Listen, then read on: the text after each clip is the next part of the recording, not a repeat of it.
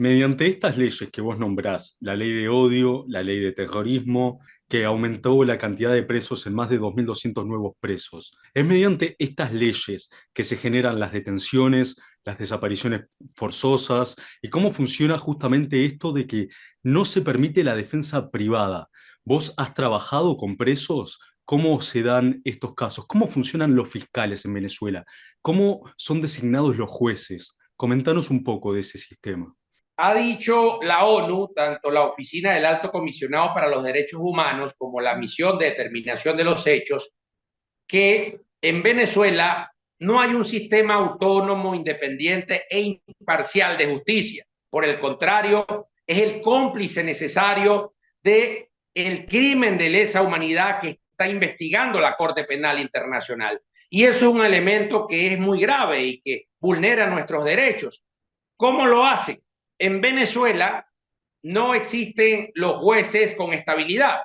Para que exista un poder autónomo, independiente e imparcial, es necesario tener funcionarios de carrera, no solo los jueces, sino también los fiscales, que puedan tener garantías en sus cargos. En Venezuela, tanto los jueces como los fiscales, en más de un 90%, son jueces y fiscales provisorios.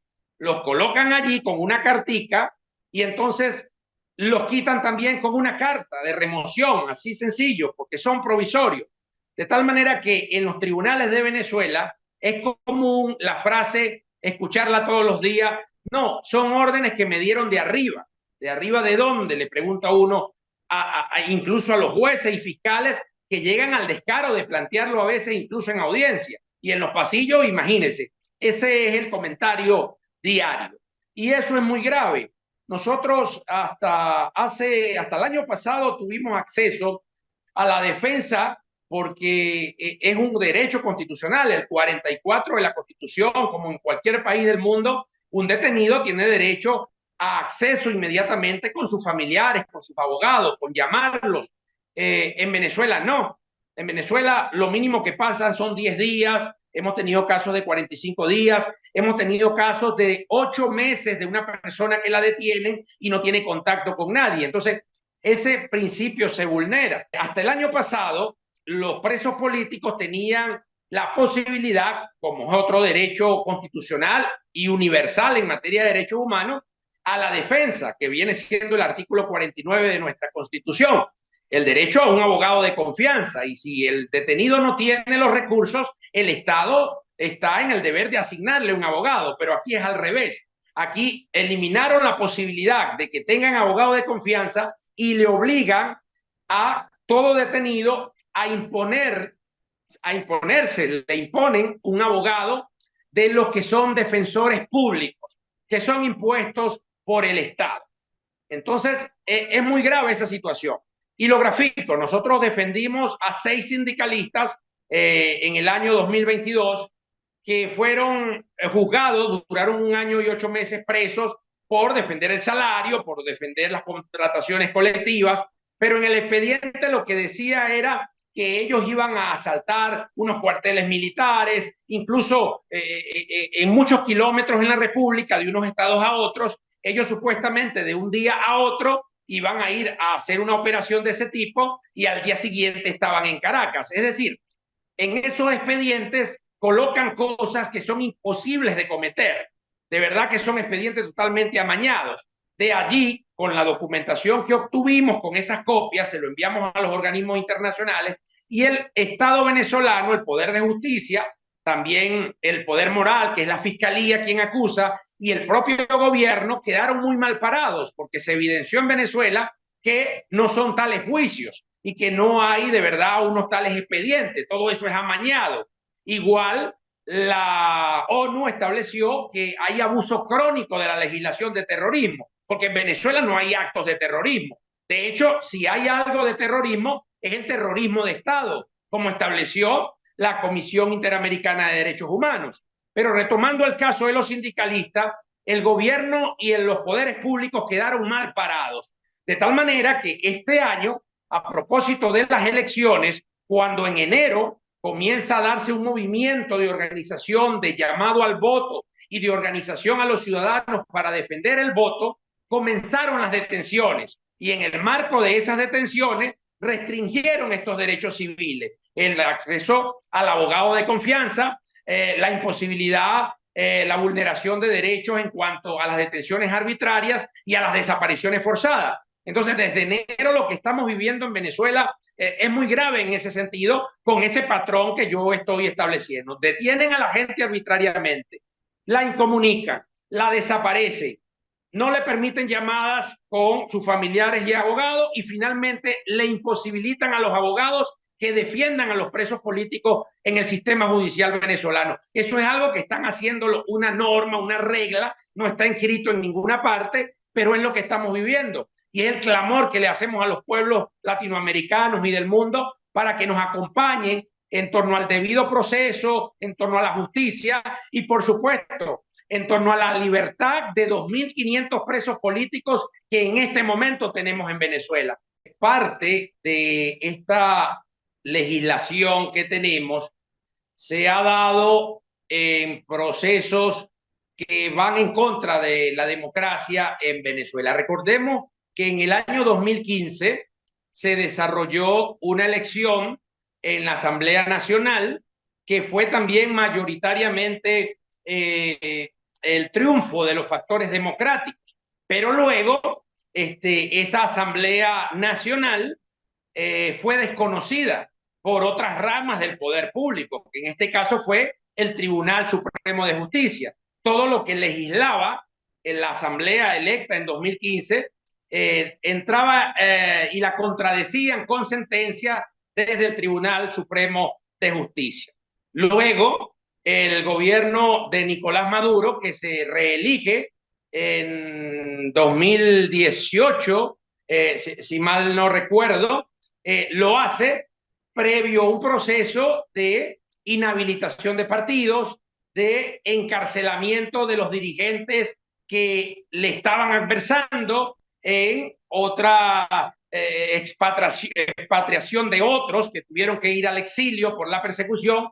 En ese marco ganó Nicolás Maduro la anterior elección a esta, de tal manera que en ese momento los factores de oposición no participaron y este año 2024 se aprendió la lección de participar y por eso fue que se organizaron.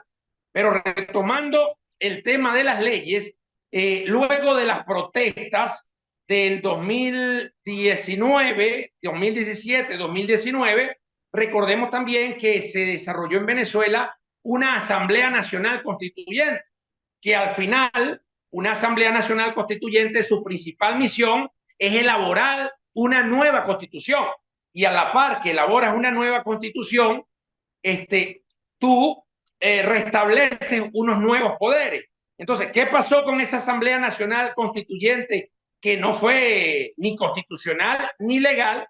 Resulta que no elaboró ninguna constitución. Seguimos teniendo la misma del 99, pero le sirvió a Nicolás Maduro para volver a colocar en los poderes públicos, en las diferentes ramas, a gente afecta al régimen, tanto así que todos son militantes del PSV, el Partido Socialista Unido de Venezuela. Bueno, ese proceso se vivió con la Asamblea Nacional Constituyente. De tal manera que los demás ramas, tenemos a Maduro en el Ejecutivo, pero las demás ramas del poder, esta gente afecta al PSV y que lamentablemente quedó evidenciado en el proceso electoral de este 28 de julio. Porque ¿qué pasó el 28 de julio en Venezuela? Masivamente votó el pueblo. Nosotros recogimos unas actas que dan cuenta de unos resultados en este orden: 7.300.000 votos para Edmundo González y poco más de 3 millones para Nicolás Maduro. Ahora, el problema para el régimen es que el proceso automatizado permitió que el pueblo venezolano, los diferentes testigos, pero también los miembros de mesa, y donde incluso el propio personal del CNE, que estaba a nivel nacional, permitió, pese a las órdenes de que no se le entregara a los ciudadanos las papeletas, las actas, se dio un proceso de recolección de las actas a nivel masivo, en donde las Fuerzas Armadas, por cierto, estuvieron presentes en todas esas mesas y tuvieron también la presencia, la visualización de que esas actas que recogieron todos los ciudadanos son las correctas. ¿Qué pasó luego? Que los factores democráticos tuvieron la capacidad, porque estaban preparados, para publicar en las redes sociales y en una página especial todas esas actas. Se recogen el 83 o algo más de las actas a nivel nacional que dan el resultado que estoy diciendo, 7.300.000 a poco más de 3 millones. Como el CNE no tenía la posibilidad de hacer unas actas, porque esas son verdaderas, y lo ha dicho el sistema interamericano, lo han dicho los veedores, incluso veedores de la ONU, porque la ONU se expresó y dijo que esas son las actas.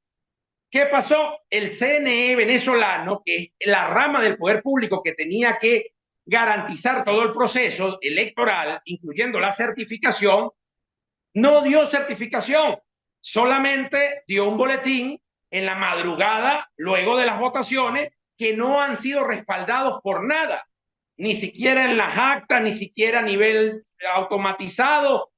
Incumplió toda la ley electoral venezolana, y como no tiene nada que decir, entonces Nicolás Maduro fue al Tribunal Supremo de Justicia para que sea la sala electoral del Tribunal Supremo de Justicia la que estableciera que Maduro ganó. Pero entonces allí hay una usurpación de funciones, porque la sala electoral del Tribunal Supremo de Justicia no tiene que ver con el proceso electoral, porque tenemos ramas autónomas. Es separación de poderes y es el CNE el que debía certificar los resultados. De tal manera que en este, más que fraude, es un golpe a la Constitución, es un golpe a la voluntad popular que se expresó y que tiene las actas de esa expresión. Está involucrando cada día a más factores. Entonces, no es solo el Ejecutivo, es también el poder electoral, que es el CNE, el Poder Judicial, se arrastran al Poder Judicial, al Tribunal Supremo de Justicia, y en el marco de esto, el Poder Moral, que dentro del Poder Moral está la Fiscalía General de la República, que es la que imputa en materia penal y que es la responsable de 2.200 nuevos presos políticos en Venezuela. Es decir, que además de la represión, que es el encarcelamiento, tampoco se investigan, por cierto, los 25 asesinatos que tuvimos nosotros en aproximadamente 3 días, que es algo muy grave también que tenemos viviendo en Venezuela, que no es solo encarcelamiento, es también represión en asesinatos y heridos que hemos tenido. Totalmente preocupante la situación, especialmente por los 25 asesinatos en menos de 3 días. Te consulto para ir cerrando esta nota, dado que sos abogado y has defendido a presos políticos, ¿cómo se suelen dar los casos de detenciones forzosas? ¿Cómo los familiares se enteran de los sucesos? ¿Cómo se preserva la integridad física de las personas que van presas, que son detenidas por motivos políticos?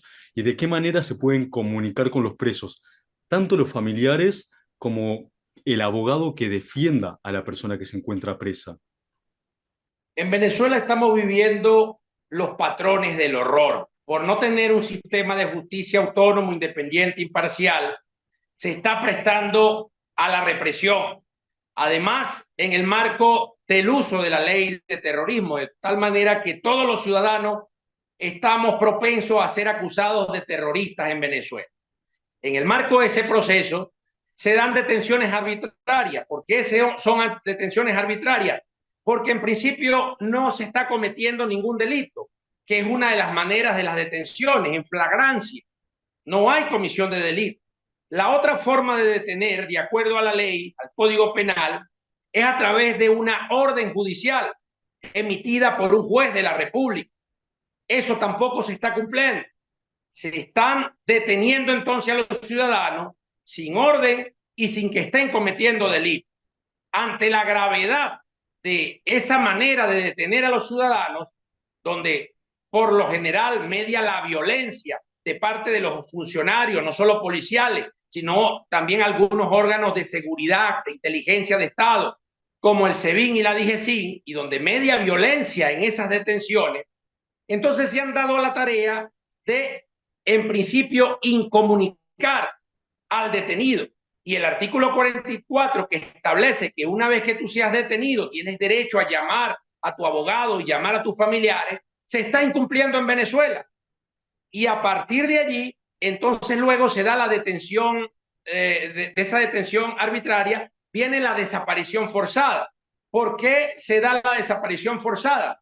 Porque aun cuando está detenido por algún órgano policial del Estado o militar, cuando los familiares y los abogados vamos a esos centros de detención, niegan a los, niegan a los detenidos, los niegan. Así, mira, así el teléfono diga, porque hemos encontrado compañeros que los encontramos porque prendieron, dejaron su teléfono, se los quitan después, pero el último lugar que dice, bueno, está en el centro de detención tal, o hay otros ciudadanos que ven que se los llevaron para esos sitios, los niegan, no hay manera. Se da entonces la desaparición forzada. Nosotros vamos a los tribunales de la República en materia de amparo, introducimos unos habeas corpus, que es un instrumento, es una acción importante para restablecer los derechos, para que aparezca la persona, ni siquiera son recibidos. Cuando logramos que lo reciban, a los días responden sin lugar, sin ningún tipo de motivación.